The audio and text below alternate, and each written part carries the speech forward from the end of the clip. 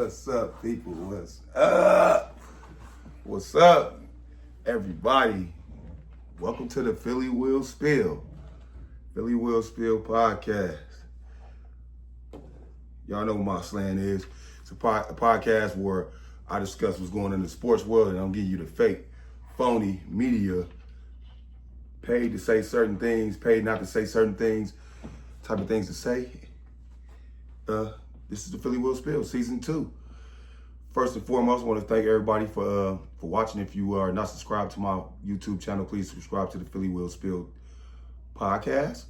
We're going to go through 3 things. I'm going to try to keep these videos simple this night. This is season 2, episode 1. This will be airing on July 21st. So I'm going to try to keep them down to 20 minutes minimum. So let's go and we're going to discuss 3 things. We're going to discuss, yes, last year's Super Bowl champs were the Philadelphia Eagles, so the rings did come out. We're going to discuss this Jalen Hurts nonsense that come from the sports execs and football execs picks of top 10 quarterbacks and Jalen Hurts, where he landed. And we're going to talk about predictions. Typically, I'm going to try to drop nowadays at least 3 times a week, no more than minimum twice. It's a lot of repeat information. Ain't nobody really saying nothing different. And it's not too much on there. So training camp is about to start for everybody. Eagles start on Tuesday, July 22nd. A lot of everybody else basically start all this week. Preseason is about to start coming in. And now it's about to be time for men to have your TV where you can watch TV and start back enjoying sports. College football is less than, 3 weeks away? Roughly about 3 to 4 weeks away. Football is 46 days out, and it's time. So let's go to topic number 1. So yeah, it's been a good off season, man. Eagles won the SB Team of the Year. Saquon got the Madden cover, and people say it's gonna be a curse. I don't get into that. And then yesterday, or what was it yesterday? Yeah, yesterday, the Eagles got their Super Bowl rings, and here it is. So the ring it's a nice ring. I like that. Number 1, got to say what's the number 1 feature that you like. The wings popping out. The wings popping out is out cold. Number 2 thing I like that they didn't really complicate it. It got 145 or 48 diamonds in it. And it's kind of really simple. One side has their number on it. Other side has the Super Bowl score. Inside has the playoff score. So it's a nice ring. And although I don't have enough money to afford the actual ring, I'm going to get a replica of that ring and the Nick Foles team Super Bowl. I'm going to get the Philly Special Super Bowl. I'm going to get a replica of that in the case and just leave it on my fireplace as decor that's coming up for our upcoming season. Got a lot of decor going on in the house. But overall, that's a nice ring. It's a nice ring. I'm not going to lie. It's a nice ring. They had some delays pushing it back for certain reasons. I don't know if it was finger size or if I don't know if it's just the wing mechanism being more robust.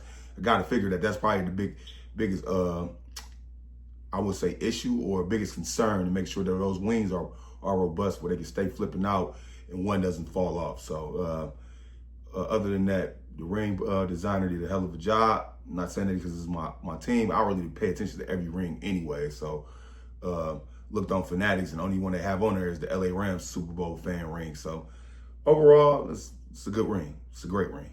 All right, let's get into this next topic. Topic number 2. The Jalen Hurts slander is crazy. The Jalen Hurts slander is crazy. And it ain't just the execs that came out. You had other analysts came out with their lists. It just kept coming. It's been going on for like the last month and a half. So I'm not just going to put it off on execs. So I'm going to give you my take. Now, let's just go through some. First thing I want to go through with you is, let's go through, all I'm going to keep it on is, we know Patrick Mahomes, let's just get it out the gate. He's number 1 quarterback in the league. I'm never saying that, flat out. But let's go to the other 3 that's in front of him. What's that? No, the 4 that's in front of Jalen Hurts. It's really more than that, because the exec said he's labeled at number 9. That's slander. They got Justin Herbert in front of Jalen Hurts. What has Justin Herbert done? That's crazy. So we're just gonna go to the ones that got in front of them, with the exception of Jaden Daniels, because I don't really have to say, I don't have to go into no details with Jaden Daniels. I'll still talk about him, but I pulled up some homework, did my homework on the other three, and then I did my homework on Jalen Hurts just to give my take on this, my take, not what they keep saying. So, quarterback's job, his job is to control the offense, intake the plays, set the line of scrimmage, read the defense, audible if you have to, call hot routes, check downs, whatever you have to do. Hike the ball, read the defense, read the defense again. If he's throwing it, find the first option. If it's not open, read it two, read it three, throw it to whoever you're supposed to throw it to, or if it's nobody open, read the check down. And if you mobile, as of lately, mostly all quarterbacks are, take off. That's their job. Keep everybody healthy, get first downs until you can get points on the board. Don't turn over the ball. That's it. That's their job. So in totality, their specific job is to do all of that, but their main stat is passing. Other secondary stat is TDs. And then the third one that they like to look at is interceptions. But I'm going to just keep it on the top two to keep it simple. So, all right, you got to say, why do they keep saying the Eagles, Jalen Hurts is ranked so low? So let's go through the stats. Lamar Jackson career passing yards is 20,059 yards. 20,059 passing yards. And he has 166 TDs. And he also has another 6,173 rushing yards. We just going to keep on TDs because it's like they're excluding that. Because if they wasn't excluding that, I don't even know how you even can take out your mouth as a whole quarterback, Jalen Hurts, period, if you were adding rushing and rushing touchdown. We're going to keep it passing. Next person. Josh Allen has 26, so he has 600 more. 26,434 passing yards. He has 195 passing TDs, so he got about roughly 31 more than Lamar Jackson. So we just keep it there. Let's keep it moving. Joe Burrow. Joe Burrow has 19,000 passing yards. It's 19,001, so 19,000. He has 140 passing TDs. So a couple of seasons he was hurt, but that's what he got. He like 100 yards, 1,000 off of he's like 1,000 off of Lamar Jackson. He's 6,000 off of 7,000 off of Josh Allen, and touchdowns. They like right around the same, give or take 20 or 30, but we know why. Let's go to the next one. Jaden Daniels, I'm only going to tell you because I'm not going to go in his stats.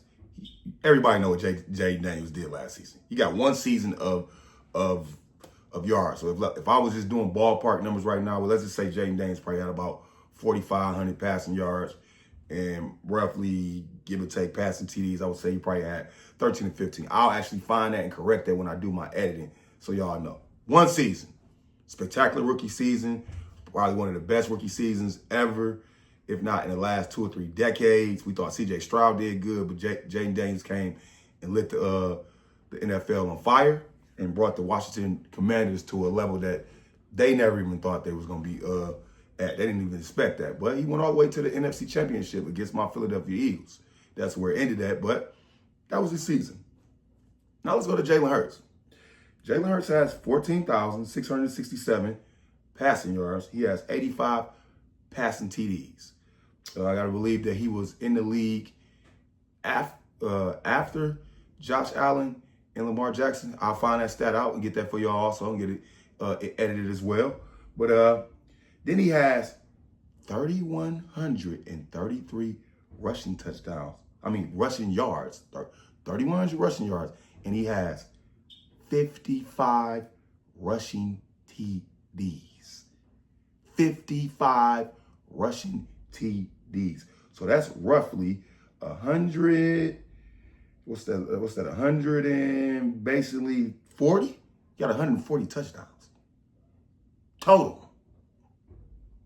What did I say when I started up the quarterback's job?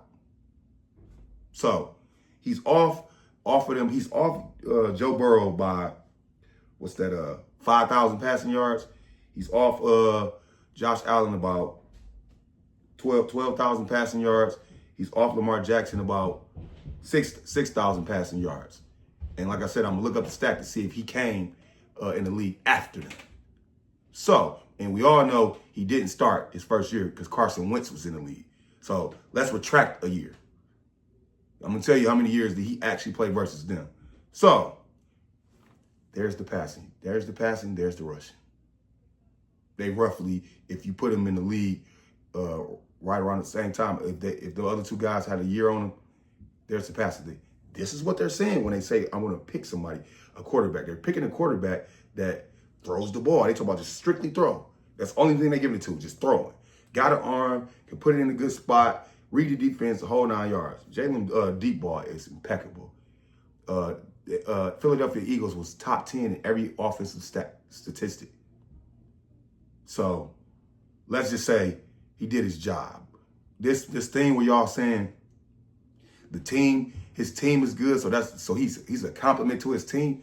Jalen Hurts still got to hype the ball, not turn over the ball, not throw interceptions, read the right routes, throw the right plays. He still got to do all that. All his drives can end in punts, or all his drives can end in turnovers if he don't read the defense. Shit, us as fans booed him for the first 4, 5, 6 weeks, the whole team, because they couldn't get a touchdown in the first quarter. But this team that y'all say is so impeccable that y'all saying he a compliment to the team. No, he basically got the same stats as they got. Give or take passing yards. So let's go to my stat. Let's go to my stat. We're going to keep it moving. Here's my stat.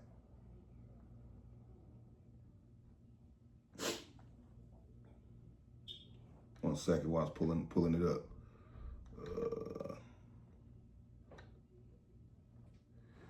Give me 1 second. I don't know why it's not pulling me up. Give me 1 second. 1 second. All right, here we go. Let's start with, I don't know why I don't have Joe Burrow in here, but I know Joe Burrow is really nothing. I'll just talk about his one specific season. Playoff wins and losses. And I'm going to tell you why I picked that next.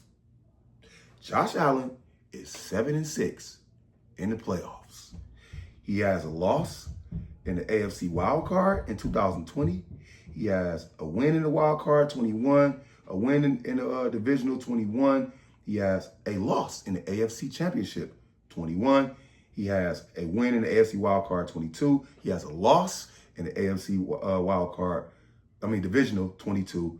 He has a win, wild card, 23, loss, divisional, 23. So that's twice back-to-back. He didn't even get to the championship. 24, he has a win in the wild card. He has a loss in the division. Here we go again, didn't get to the championship. 25, he has a win in the wild card. He has a win in the division. And he has a loss in the championship. And both of those losses is to Patrick Mahomes.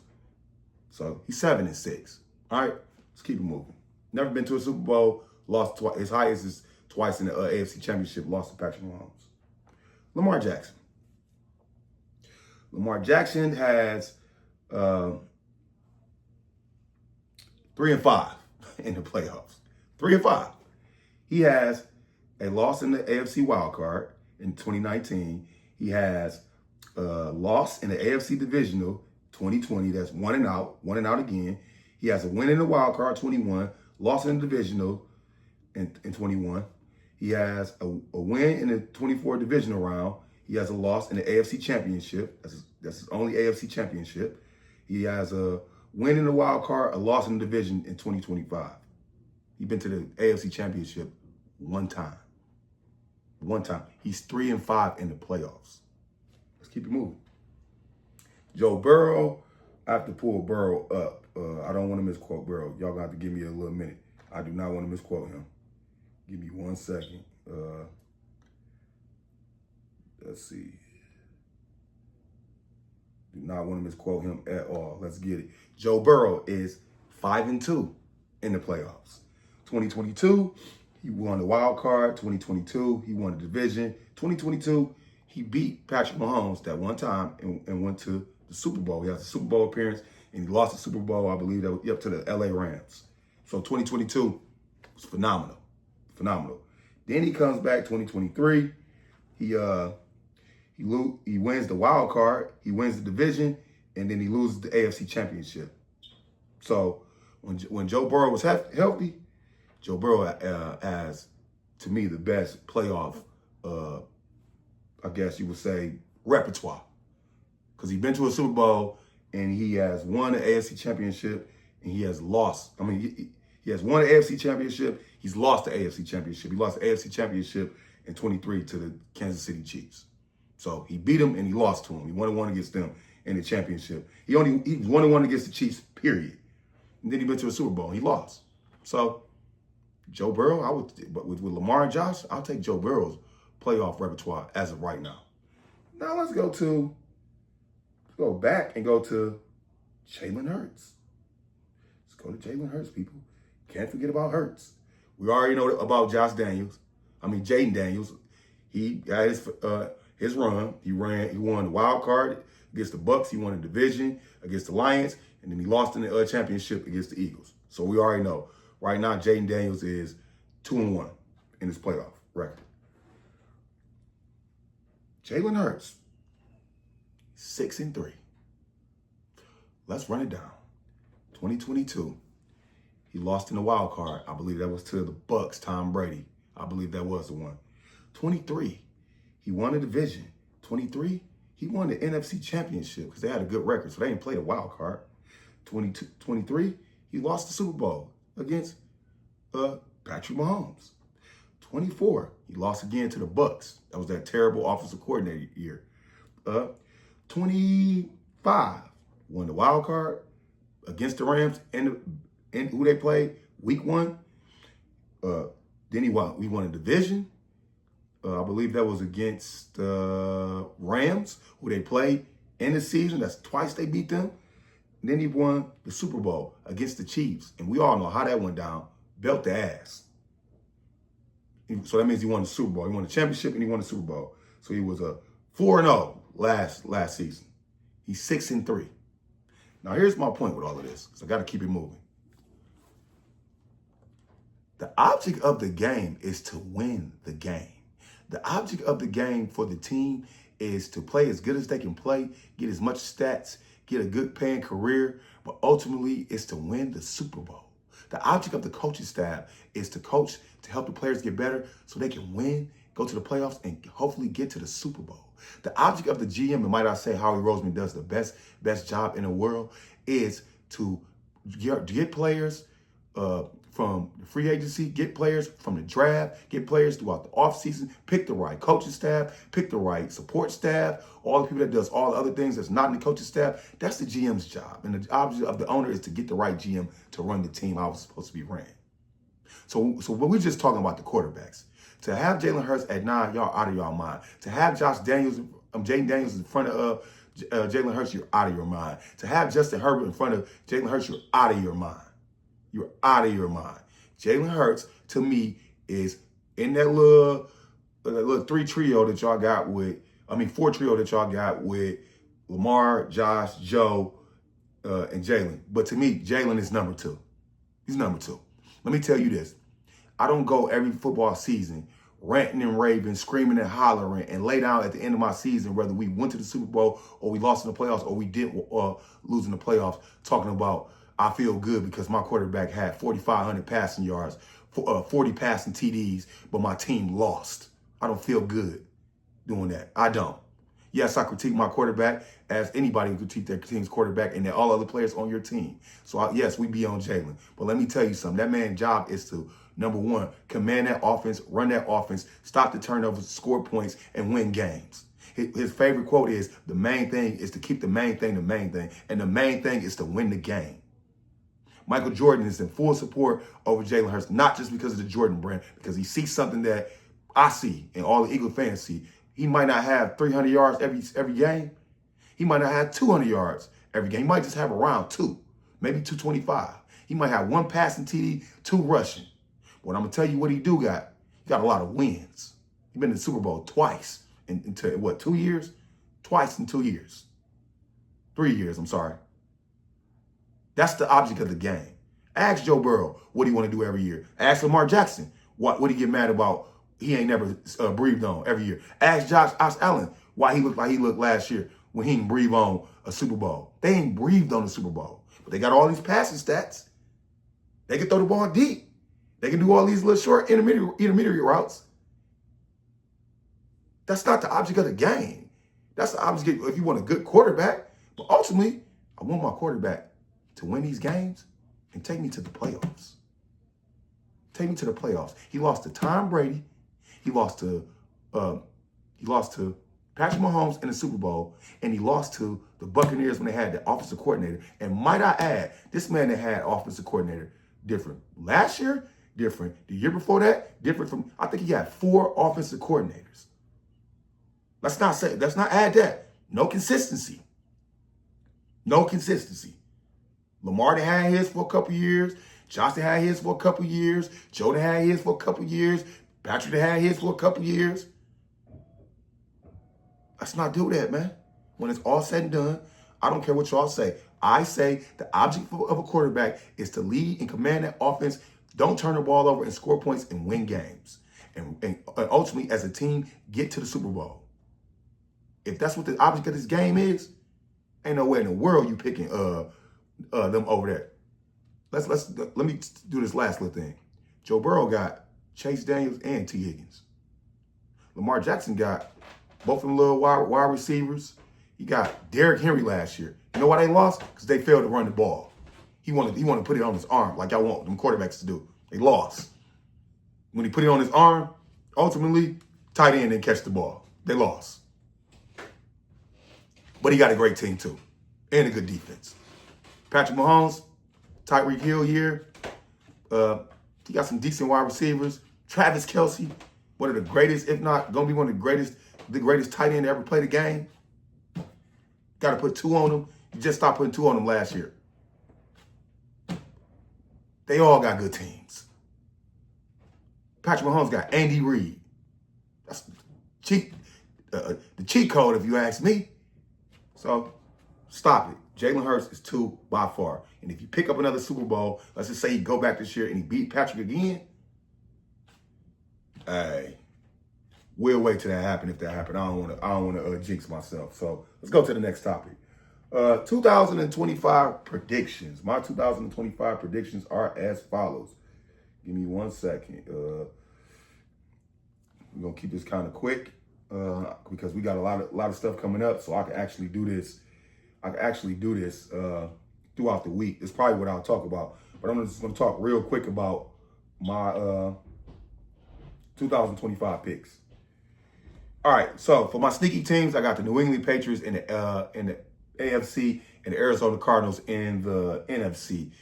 Those teams have all acquired good defense in the offseason. Mike Vrabel is now on the Patriots. He's a defensive-minded coach. They got a lot of good defensive acquisition. Milton Williams from the Eagles and a long list of other people. So then they acquired Stephon Diggs. As long as he keep his head out of the media with Cardi B and that such things and all that, keep his head focused, he'll be all right. It's not going to be the Stephon Diggs of Buffalo, but he should be all right to add to that team. That quarterback is going to be good. He was good last year with nothing.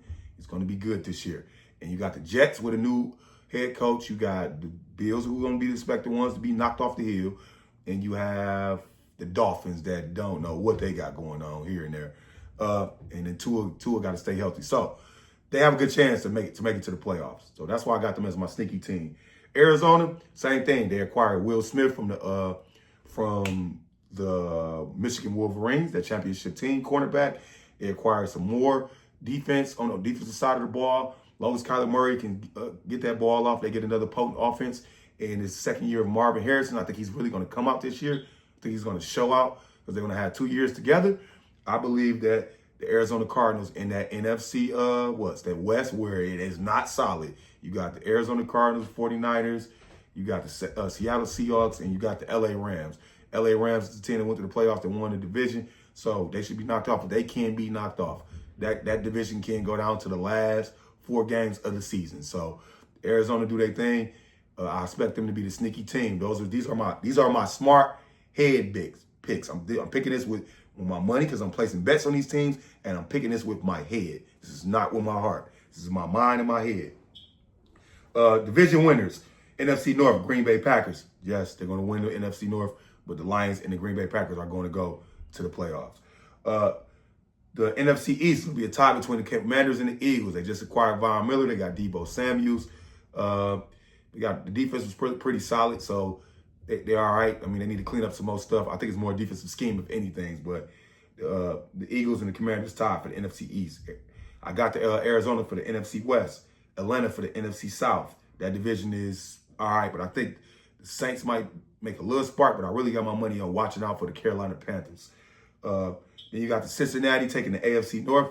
Yes, I got Cincinnati over Baltimore. I got Cincinnati over Aaron Rodgers and the Steelers. I got Cincinnati definitely over the Cleveland Browns, and they need to make sure Shedeur Sanders start. I just think Joe Burrow, if he would have had a game or two, or he didn't start so slow, that boy would have went to the playoffs, and he would have been a force to be reckoned with because he was scoring touchdown for touchdown. His defense just couldn't save or stop anything. It was like they was playing like a car with no brakes. Everybody's just rolling on him, drive after drive after drive.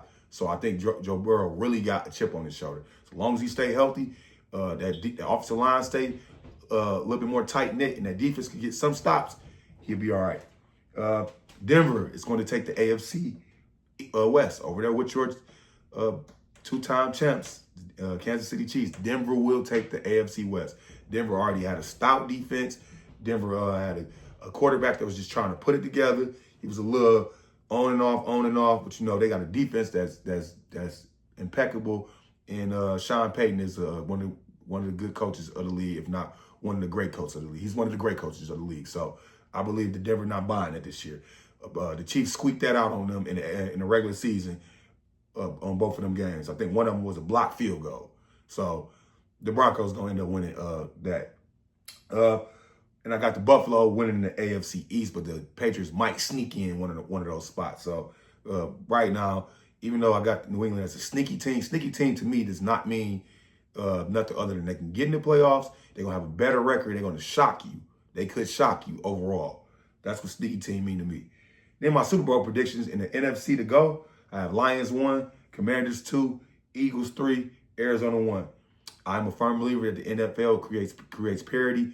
I'm a firm believer that you got to stay healthy. I'm a firm believer of a lot. That's why you don't see me picking my team. Here's when my team will switch. You hear this?